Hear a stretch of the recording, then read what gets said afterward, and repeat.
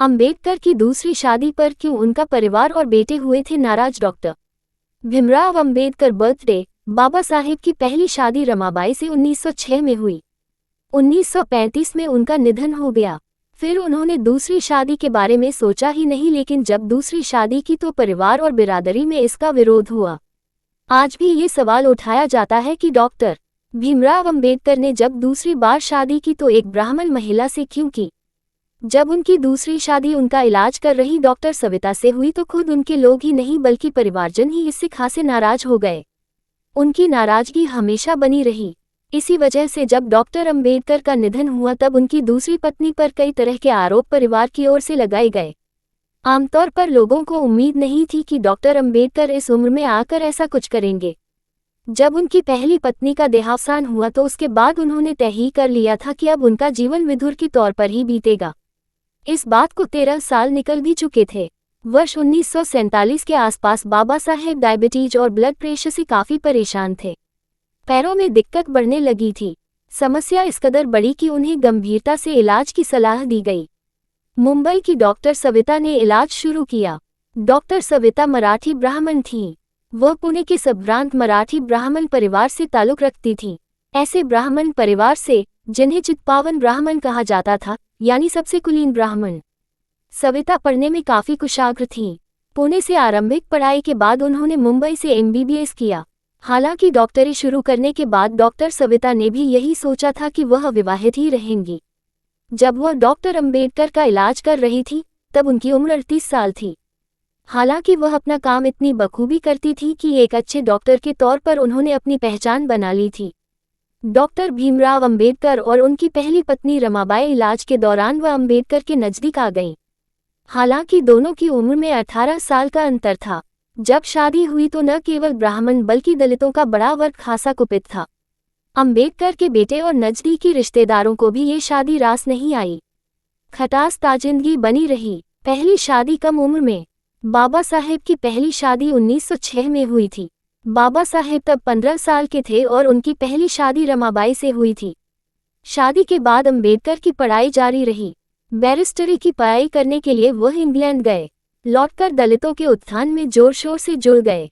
पहली पत्नी से 5 बच्चे हुए। केवल बड़े बेटे यशवंतराव ही लंबे समय जीवित रहे। बच्चे ज्यादा पढ़ भी नहीं सके थे। यशवंतराव भी केवल मैट्रिक तक ही शिक्षा पा सके थे। हालांकि बाद में यशवंत ने रिपब्लिकन पार्टी ऑफ इंडिया बनाई। विधायक भी बने। बाबा साहेब काफी व्यस्त रहते थे। पारिवारिक जिम्मेदारियों की ओर ज्यादा ध्यान नहीं दे पाते थे। लंबी बीमारी के बाद रमाबाई का 1935 में निधन हो गया। अगले 13 सालों तक बाबा साहेब ने विवाह के बारे में सोचा भी नहीं। इलाज के दौरान डॉक्टर सविता के करीब आए और शादी 1940 के दशक के आखिर में वह जब भारतीय संविधान को बनाने में व्यस्त थे तभी स्वास्थ्य की जटिलताएं उभरनी शुरू हुई। नींद नहीं आती थी। पैरों में न्यूरोपैथिक दर्द रहने लगा। इंसुलिन और होम्योपैथिक दवाएं किसी हद तक राहत दे पाती थीं। इलाज के लिए वह बम्बई गए। डॉक्टरों ने सलाह दी कि उन्हें अब ऐसे साथी की भी जरूरत है जो न केवल पाककला में प्रवीण हो बल्कि मेडिकल ज्ञान वाला भी हो, ताकि उनकी केयर कर सके। चूंकि डॉक्टर सविता बेहद समर्पित तरीके से इलाज कर रही थी, लिहाजा वो उनके करीब भी आ गए थे। नज़दीकियां कुछ इस तरह बढ़ी कि उन्होंने सविता के सामने विवाह का प्रस्ताव रखा। वो जब मान गई तो 1948 को दिल्ली स्थित अंबेडकर के आवास पर दोनों की शादी हुई। डॉक्टर भीमराव अंबेडकर और उनकी दूसरी पत्नी सविता, जो पेशे से जानी मानी डॉक्टर थीं, इलाज के दौरान अंबेडकर के नजदीक आ गईं। इसके बाद कई तरह की बातें और विवाद शुरू हुए। तमाम बातें कही गईं। ब्राह्मणों ने अंबेडकर की दलित राजनीति और विचारधारा पर सवाल खड़े कर दिए।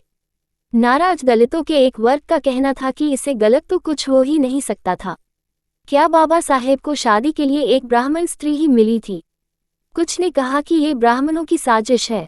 कुछ ने खिल्ली उड़ाई। उनके बहुत से अनुयायियों का मानना था कि बाबा साहेब जो भी करते हैं सोच समझ करते हैं। बाबा साहेब ज्यादा विचारवान और समझदार हैं, लिहाजा उन्होंने उचित ही किया होगा। पत्नी के बारे में बाबा साहेब का ख्याल। विवादों को किनारे रखें तो कोई शक नहीं कि डॉक्टर सविता माई, बाद में उन्हें माई ही कहा जाने लगा था, ने पूरी निष्ठा से मरते दम तक अंबेडकर का ख्याल रखा। वह उनकी सेवा में जुटी रहीं। यहाँ तक कि अंबेडकर खुद उनके समर्पण और सेवा की तारीफ करते थे। जब उन्होंने अपनी किताब द बुद्ध एंड हिज धर्म लिखी तो पहली बार में ये बगैर भूमिका के प्रकाशित हुई। 15 मार्च 1956 को बाबा साहेब ने इसकी भूमिका फिर लिखी। नई भूमिका के साथ किताब को फिर प्रकाशित किया जाना था। भावुक अंदाज में इसमें लिखा कि किस तरह उन्हें पत्नी से मदद मिली। अंबेडकर के निधन के बाद नाराज करीबियों और अनुयायियों ने प्रकाशक पर दबाव डाला कि ये भूमिका हटाई जाए। इस तरह वो फीलिंग्स लोगों के सामने नहीं आ सकी जो उन्होंने पत्नी के बारे में लिखी थी। ये बात 1980 में सामने आई जब पंजाबी बौद्धिस्ट लेखक भगवान दास ने उनकी उस भूमिका को दुर्लभ भूमिका के रूप में प्रकाशित किया। जब अंबेडकर के निधन के बाद दूसरी पत्नी पर आरोप लगे, हालांकि निधन के बाद अंबेडकर के बेटों और करीबियों ने सविता माई पर उनका ध्यान नहीं रखने का आरोप भी लगाया। उन्हें अंबेडकर आंदोलन से अलग कर दिया गया। उन्होंने खुद को दिल्ली में अपने मेहरौली स्थित फार्म हाउस तक समेट लिया। बाद में युवा रिपब्लिकन नेता रामदास अठावले और गंगाधर गाडे दोबारा अंबेडकर आंदोलन को मुख्यधारा में लौटा कर लाए। हालांकि उम्र बढ़ने पर वह फिर अलग हो गईं। उन्होंने बाबा साहेब पर संस्मरण बाबा साहेबंचया सहवासत लिखा। उन पर बनी फिल्म में योगदान दिया। सविता माई का वर्ष 2003 में 94 साल की उम्र में मुंबई के जेजे अस्पताल में निधन हो गया।